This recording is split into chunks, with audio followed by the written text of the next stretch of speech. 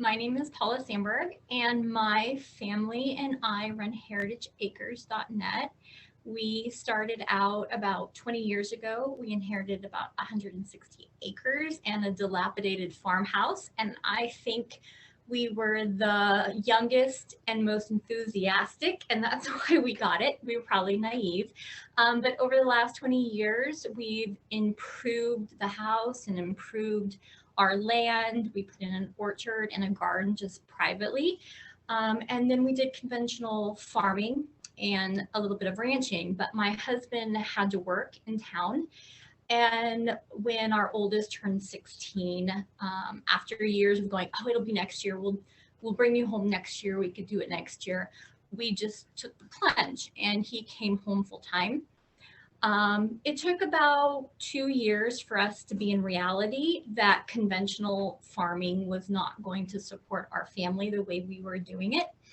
And it was about that time that we ran across Joel Saladin and his materials and absolutely changed our ideas about farming and what was.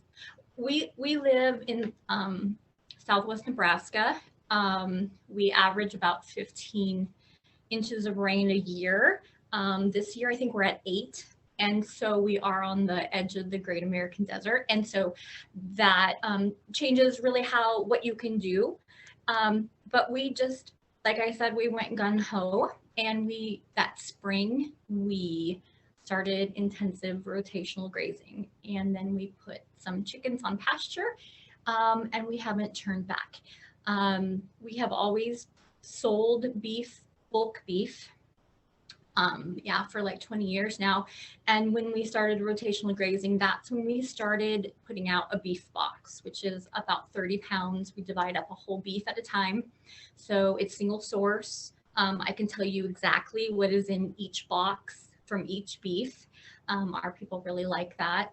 But like most of you, COVID threw you for a loop. So in about April or May, when we were getting ready for, actually it was a little bit earlier than that. We deliver 4 times a year is what our schedule is. And we were just finishing up that spring one and we never sell out except, just it's pretty laid back. People just let us know, 6 weeks out. I kind of let people know that, the beef's coming up. What would you like? And I put it up on a for sale, like a new for sale page on Facebook. Had a few hits, and by the next morning, I had to take our website down. We were sold out, two deliveries out, and I was scrambling to get our core people beef. I never, of course, seen anything like it. We ended up selling all the way out through the end of the year. And I was kind of gobsmacked. I didn't see it coming at all, especially in 24 hours. So we stopped selling that beef through December. And immediately I called our processor because we, like most people, about 4 or 5 months out, we would get our slots. About November the year before, I would do the whole year just because we're on a schedule and it was easier to do all of them. And they were full. Like they couldn't get our hogs in, especially our hogs. Sometimes we have trouble finding a local producer for that. We don't raise the hogs. We have somebody local do that for us. And so what we did is we went around to local processors and found somebody who could get us a few in. Like they couldn't even get as many as we needed in. It was not a processor we normally use. They have different packaging, but that's what we could get. So that brought us to last year. Yeah, to like right now. And our working model is completely different than it was a year ago. Our processor only will let us go through 2022. And so we have all the dates for this year and next year. And I think in 2023, we don't have it down yet, but we were already growing our herd and growing the amount of beef that we were direct marketing. And that's part of our plan anyway. And that was, we were doing that organically. Because intensive grazing, a certain kind of cow does well on it, and not all cows do well on it. And so we don't buy other people's animals, we just raise them ourselves. So 2023 is the year that all really kind of takes off. But they're not taking those numbers yet. But I do know some people that are with other processors that do have their 2023s, which that's a long way out. A lot of things can happen. It is a long way out. And I'm actually like, I feel for the small producer, or just the ranch that every once in a while wants to get 1 to 6 head in, for them and their family and their friends. They don't necessarily direct market. They can't get in. They can't find a slot or an emergency slaughter. You every once in a while people do that, and they just can't get them in. And I think that really disrupts people's local food supply when they just say, hey, when you have one, get me in, and they can't get you in. We are in Southwest Nebraska, and we have our meat done at Willow Creek Meats in McCook. They vacuum pack. They do a really good job. They're really easy to work with, and they can handle the numbers. We have worked with Ben Lee Processing in Atwood, Kansas. And there's a couple other processors around that we really like. Willow Creek, they're just really nice to work with.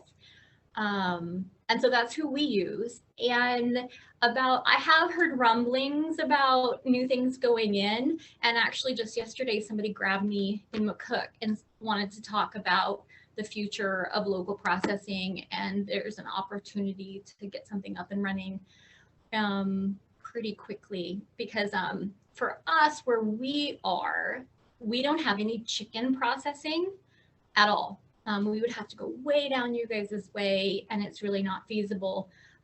We have a local group that it's more like if you raise them, they could do it, but it's not USDA. You could do it for yourself, and the people, kind of under the table. But that's not what we want to do. And so, yeah, chicken processing would be really great in our area, because that would open up something really people want. And so that was just yesterday.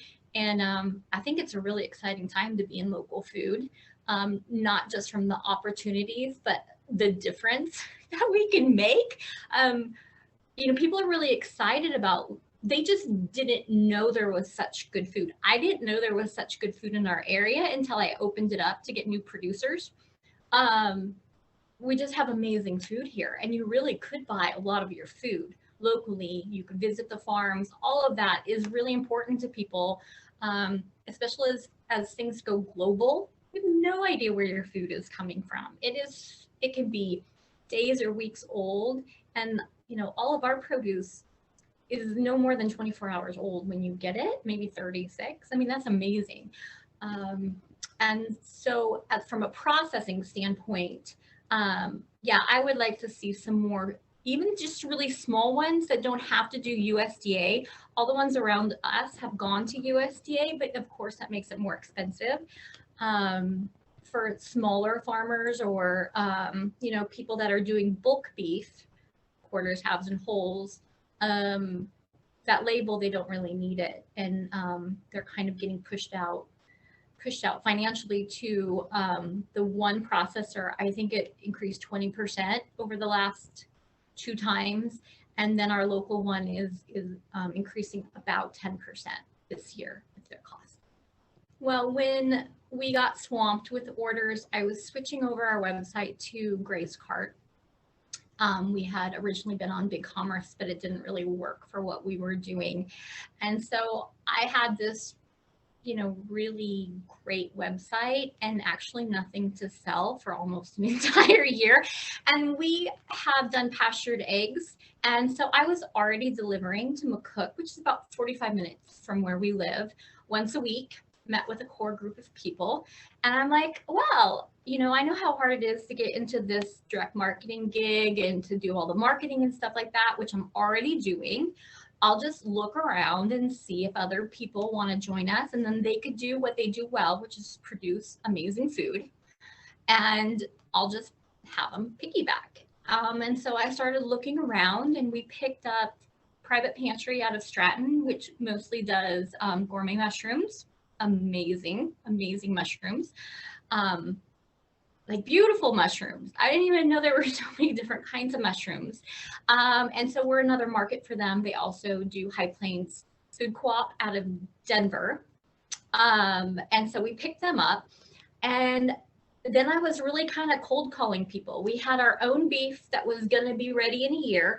So I tried to find a grass-fed or people, and I found there's not a lot around out here that do that. And I found somebody that was trying to sell mostly hamburger, wonderful family, the Cross K beef, and brought them on board. And let's see, a couple artisan producers like cottage producers who operate under the cottage law. And so we were kind of in uncharted waters of like, are we a grocery store? Are we a farmer's market? I mean, health codes. I'm like, if we have to be like a grocery store or something, it's not going to fly. So it took until, so this was July. We had our first sale in July. In the middle of a parking lot, it was like 105 degrees. I had a way that I thought it was going to work. It was a disaster, but everybody was really patient. We did that twice, and then we found a local church, McCook Christian, said we could do it in their lobby, and it was air conditioned, and it was under an awning, and that was great.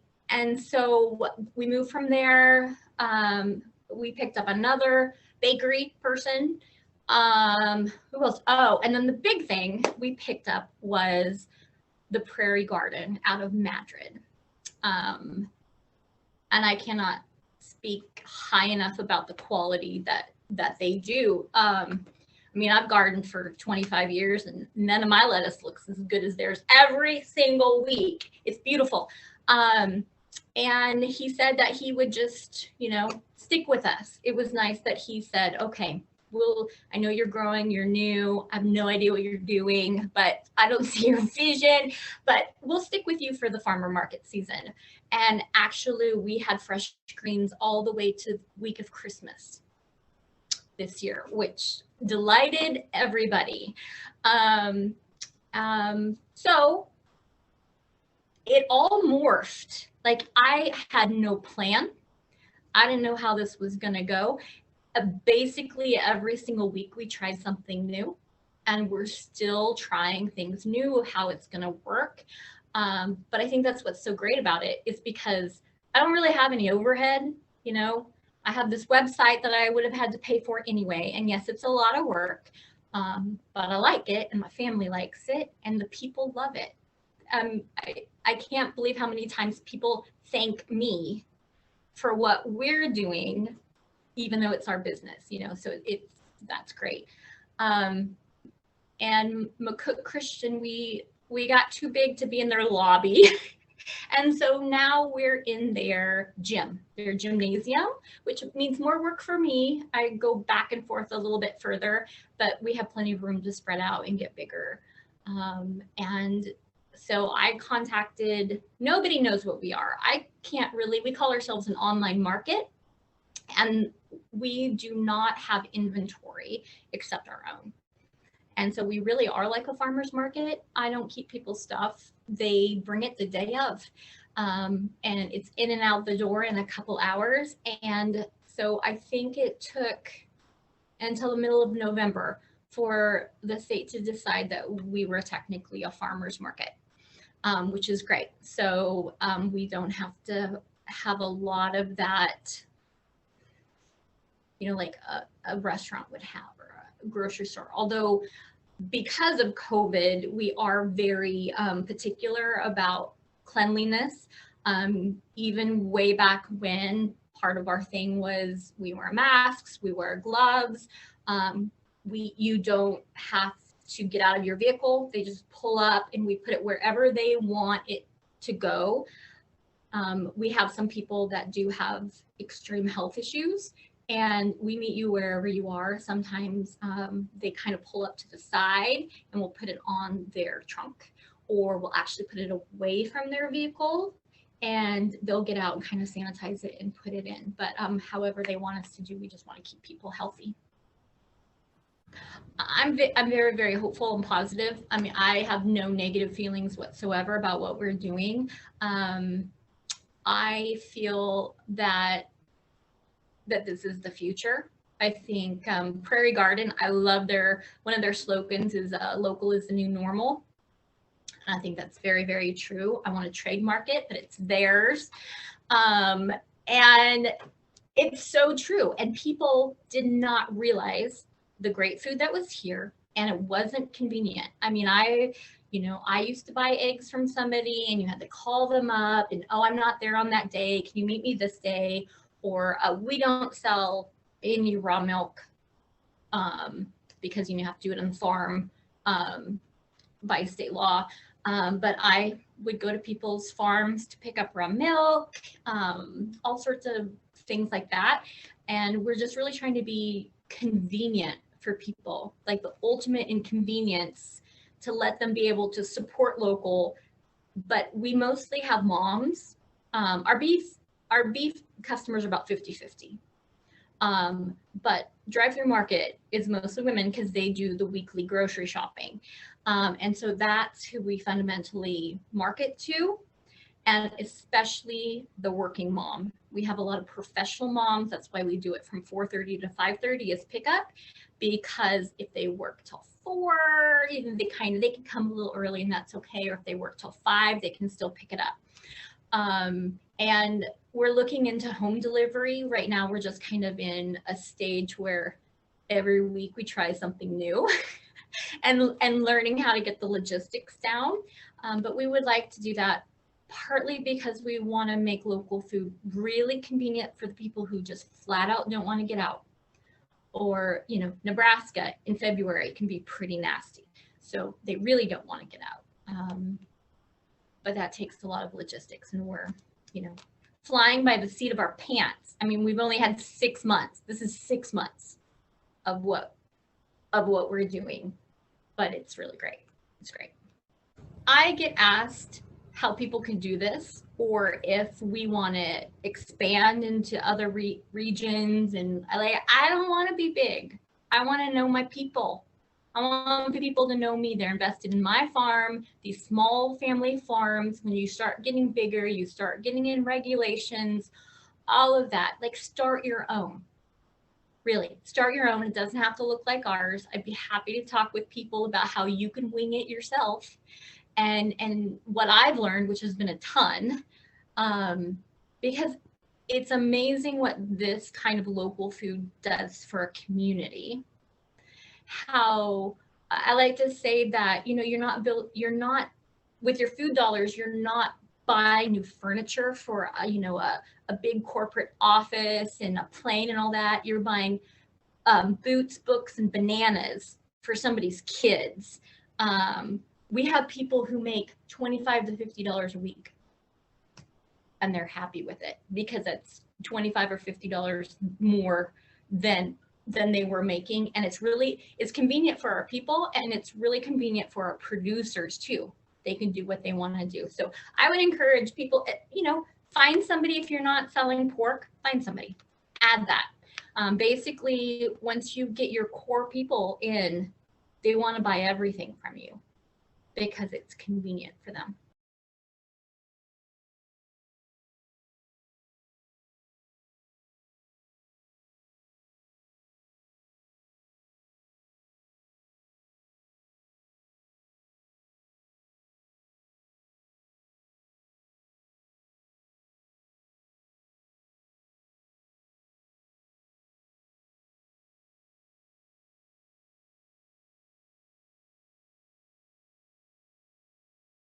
My name is Patty Pluggy. I live in Washington County, but I work for Burke County, doing economic development for the entire county. That's all 5 communities, and I also represent the Burke County. Our mission of our organization is to responsibly develop and expand the economy and enhance the quality of life in Burke County. And so the areas that we work mostly in are business development, housing, downtown development, and tourism development. The majority of our business development is in regards to business expansion, existing business expansion.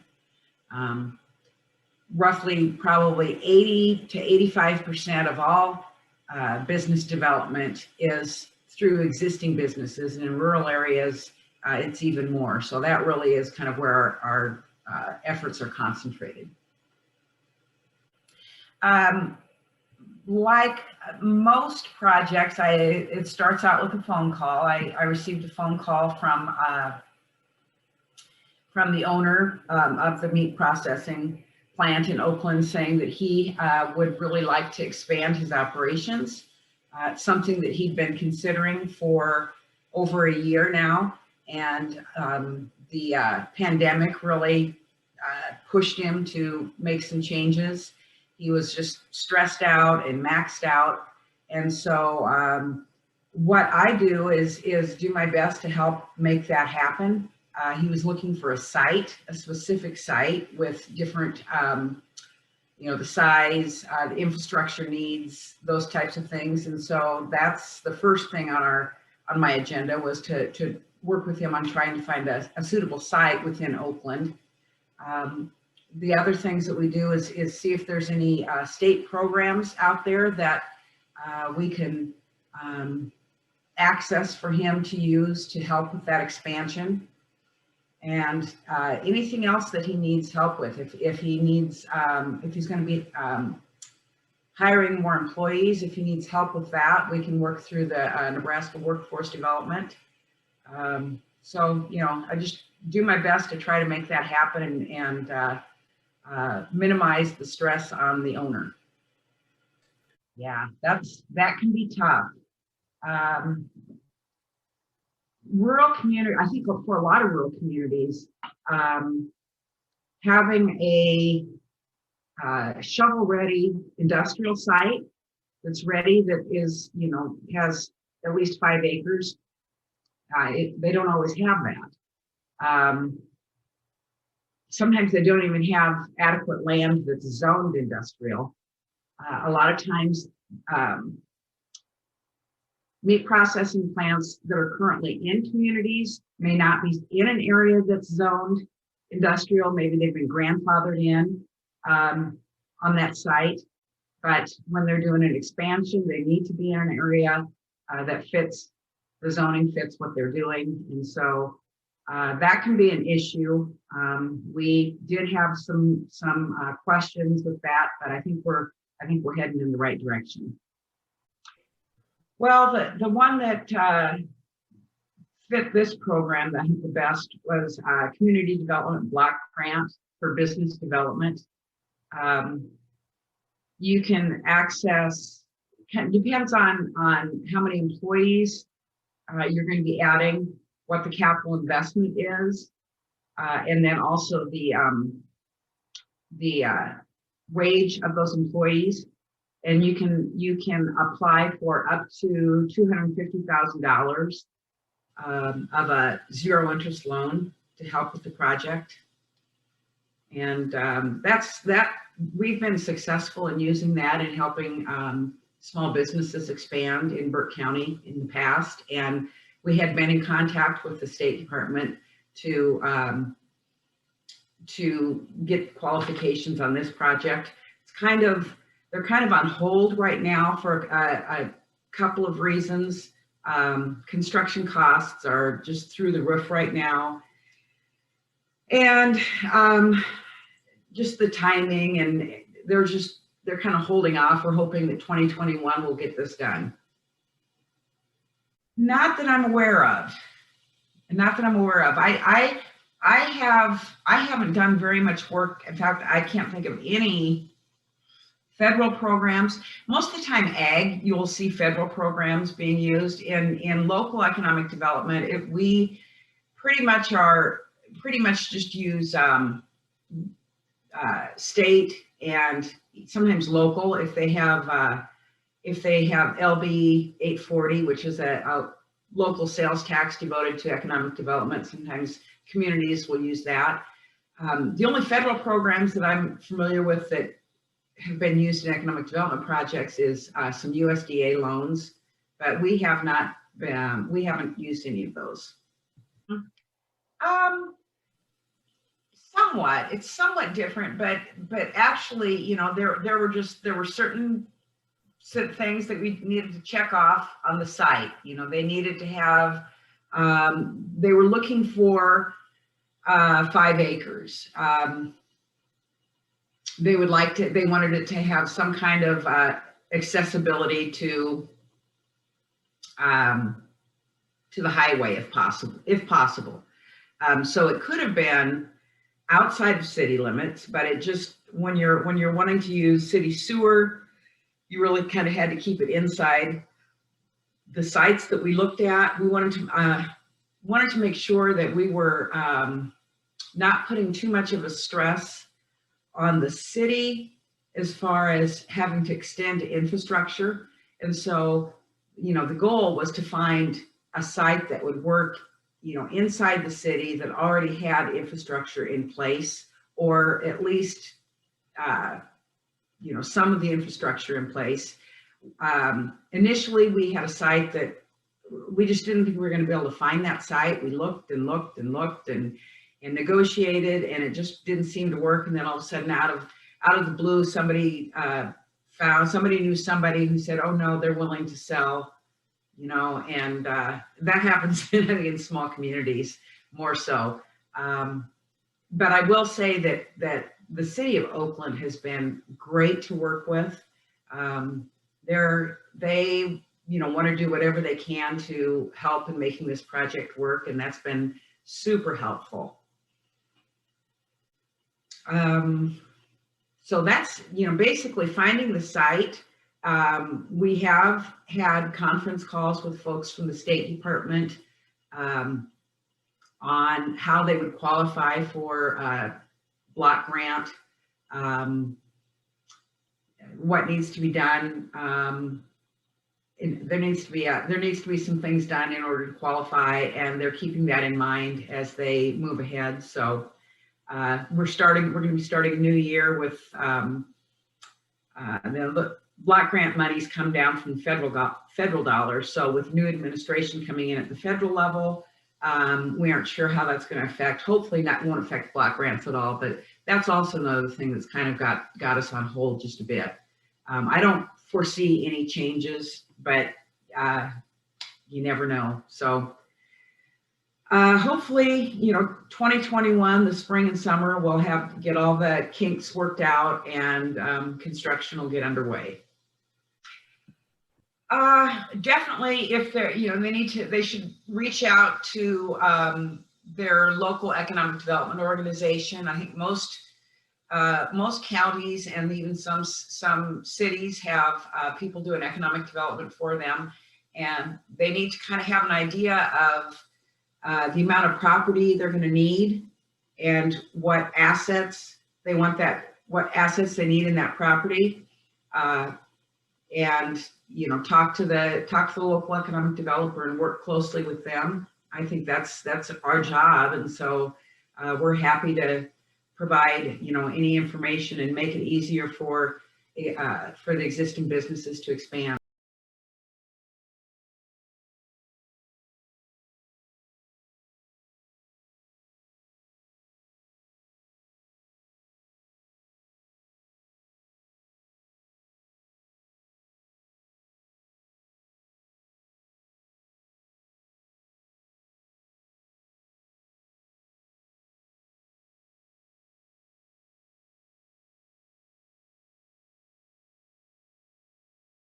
We've been in the bison business for approximately 25, 26 years.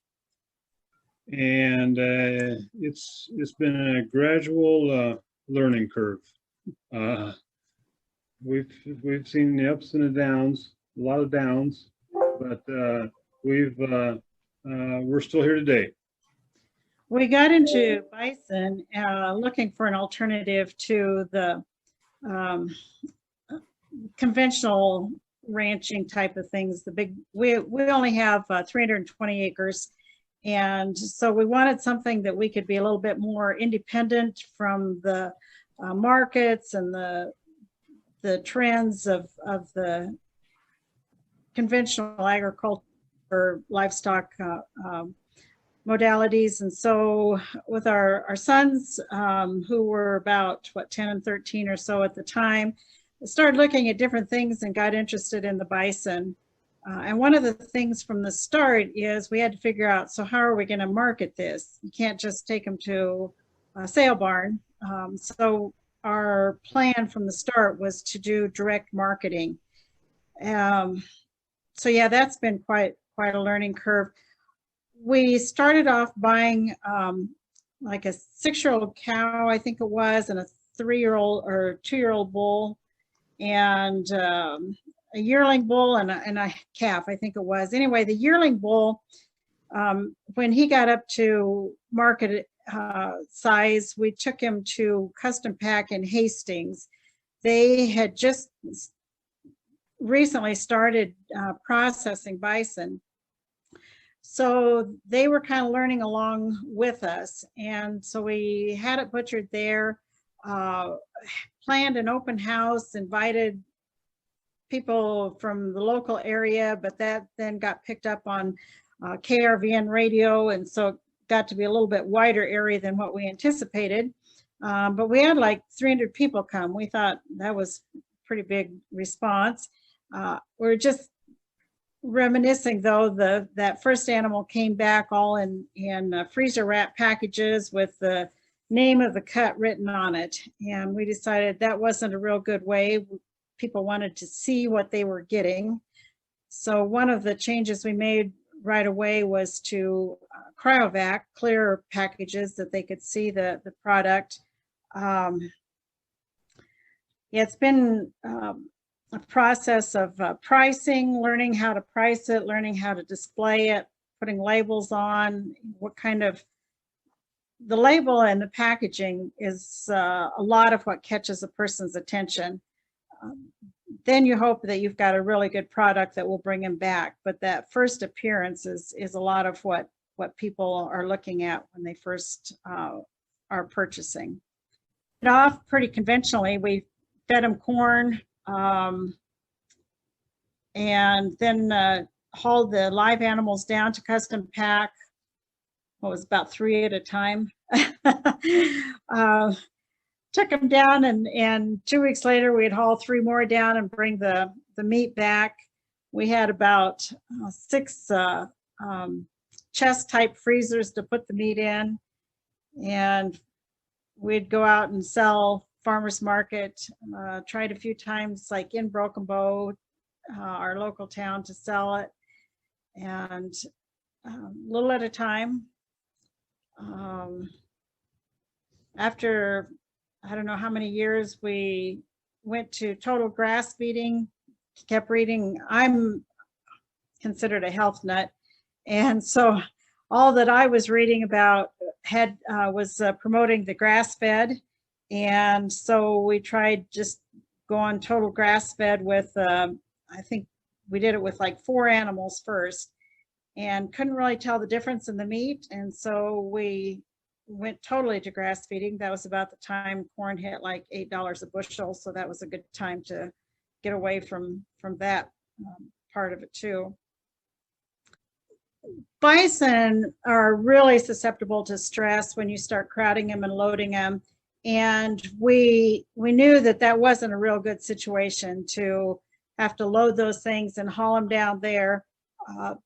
The animals were getting stressed prior to harvest. And so we were looking for a way to do it on farm. And the first thing we tried was our local butcher came out and shot them on the place. and then hauled the carcasses into Broken Bow.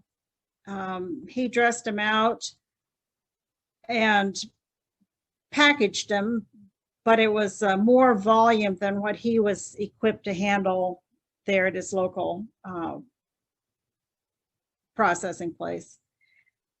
So then what was the next step? Like the following year, we did the same thing. We shot him on the ranch here and hauled him into Broken Bow, and then he dressed him out and then put the carcass right on the rail. And then at that time, we had a refrigerated trailer that we could haul the quarters and halves to Hastings and have them processed in Hastings. And after a couple of years of that, we found a mobile processing unit that was actually had been built by an entity called Socially Responsible Animal Project. They had built it or had it built at Columbus. And at the time that we found out about it, it was down in Kansas, right? Being used on a beef place down there. Yeah, this was quite the unit. It was like a 52-foot semi-trailer, and the total height of the thing was 14 foot, 13 and a half, 14 foot, and had a semi-tractor on front of it, and it was fully contained. It had it all stainless steel machinery there in the back of the trailer where we could butcher it with several different hoists and hot water and everything. And then when we got it butchered, the front compartment was a refrigerated, it was a reefer unit on the front, and we could hang full halves in the front compartment. That was actually the middle compartment, and then there was another compartment on the front of that that had water supply, and but we really didn't use that part of it. But yeah, down in Kansas, it was being used for beef, and the guy down there had his own unit built, and so he no longer had need for this one, and so we were able to use it for 3 or 4 years, I think. During that time, nobody else that we know of used it. It was hauled out, to Colorado or someplace to put on display, but for $190,000, and we couldn't justify paying $190,000 for a unit like that we would use about 3 weeks out of the year. So they had somebody come and take it out to Oregon, and I think they sold it out there. But it was at that point then that we needed to do something ourselves. And that's when we put up a building with a room to do our own processing. Yep, basically we put up a 40 by 80 machine shed, which we put it over the top of our existing walk-in freezer, and then we made a room that we call our butchering room that had a drain and a overhead hoist, and we were able to purchase a splitting saw, which is like a bandsaw type saw that would split the carcass in half. And then, of course, we had the hot water and everything there. And actually, it worked pretty good. Works very well. It is state inspected. So the state health inspector comes out once a year to check on us. I might add that when we got done butchering an animal, we would put it into quarters and load it into our refrigerated trailer that we had before. And 12 animals in that trailer. And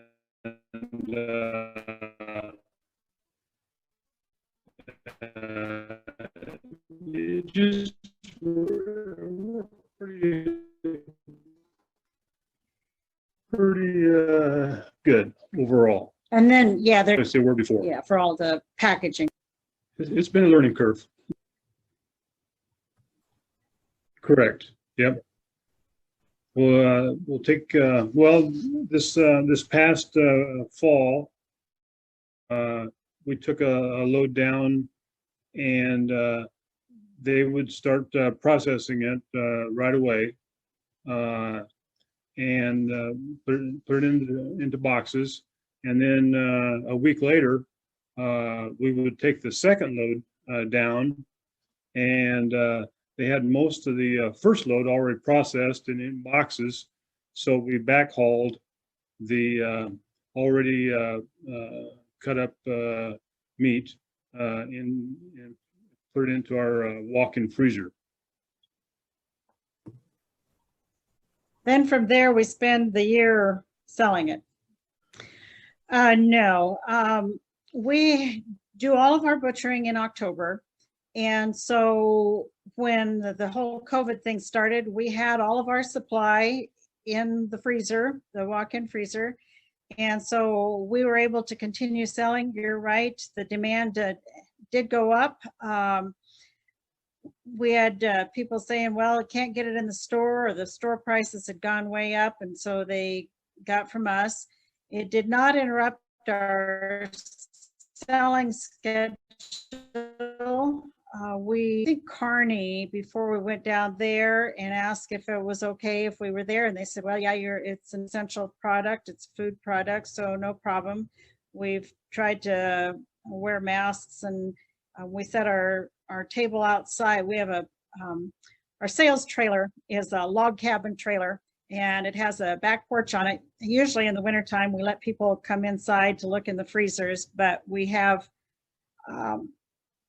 had people, the customers just come to the porch outside, and then we get it for them. So that's about the only change on our selling side of it. And then for this year, we butchered again in October. Our butcher was expecting it, ready for it. Custom Pack in Hastings was expecting us and ready for us. It did interrupt the second load that we took down. The main guy that was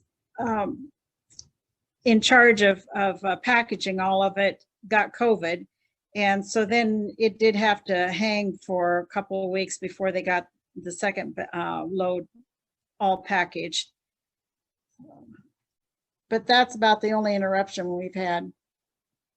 Yeah, I think beef, we have the advantage with the bison of it being a game animal, and therefore it doesn't require the USDA inspection. However, the mobile unit that we had was really built for beef, and it had a HACCP plan, and it could have been USDA inspected. In fact, perhaps it was at that beef place down in Kansas, I don't know. We had gone up to South Dakota to see a similar type of unit being used for bison, and they had the inspector there watching it. So it could easily, the mobile unit could easily be USDA inspected. And, you know, I think there would be opportunity if somebody wanted to have one of these mobile units and just go around to different farms and do it there. I think there could be a real potential for somebody to make a business out of that. As far as the on-site facility, this has worked really well for us. You could probably, if you had to have the inspection, you could probably have an inspector come out. This is probably also a good time for somebody to be lobbying the legislature on taking that requirement off, if that's maybe a possibility also. I would say that what we are doing works well on a small scale. The direct marketing takes a lot of time. So if you were trying to move a large volume of animals, it would be very difficult. The most we've ever done was like 36 animals in a year. And that was really too much. We had a hard time getting rid of all of that product. About 20 a year seems to work about right. So that's one of the limiting things with what we're doing is the volume. But you can also retain a lot more of that food dollar by doing the direct marketing.